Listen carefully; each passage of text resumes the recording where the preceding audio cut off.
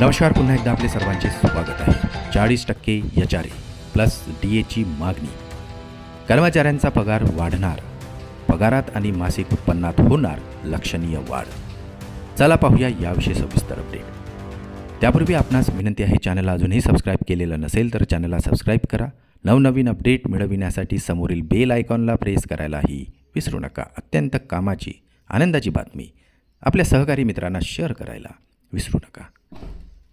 कर्मचारी आणि निवृत्तीवेतनधारक वाढीव पगार आणि निवृत्तीवेतनाची आतुरतेने वाट पाहत आहेत। आयोगाने 22 आणि 23 जून रोजी लखनौ येथे संघटनेसोबत बैठक घेतली, ज्यामध्ये घरभाडे भत्ता हा चर्चेचा मुख्य विषय ठेवण्यात आला होता। कर्मचारी संघटना आणि निवृत्तीवेतनधारकांच्या प्रतिनिधींनी घरभाडे भत्त्याचे दर वाढविण्याचा प्रस्ताव दिला आहे। अनेक संघटनांनी X श्रेणीतील शहरामध्ये घरभाडे भत्ता हा 40% वाढवण्याची मागणी केलेली आहे।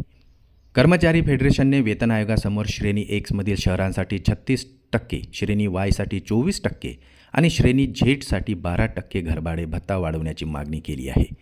फेडरेशनचा दावा आहे की जर हा प्रस्ताव स्वीकारला गेला तर कर्मचाऱ्यांना घरभाडे भत्त्यात लक्षणीय वाढ मिळू शकते।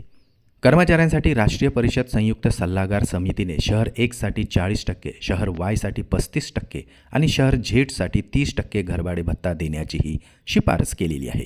तर भविष्यातील महागाई भत्त्यातील वाढीसोबतच घरभाडे भत्त्यातही आपोआप वाढ व्हावी असेही या संस्थेने सुचवले आहे।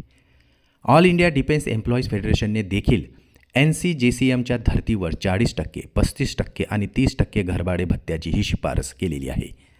फेडरेशन ऑफ नॅशनल पोस्टल ऑर्गनायझेशनने घरभाडे भत्ता महागाई भत्त्याशी जोडण्याची आणि त्यांचे लाभ निवृत्तीवेतनधारकांनाही देण्याची मागणी आता केलेली आहे।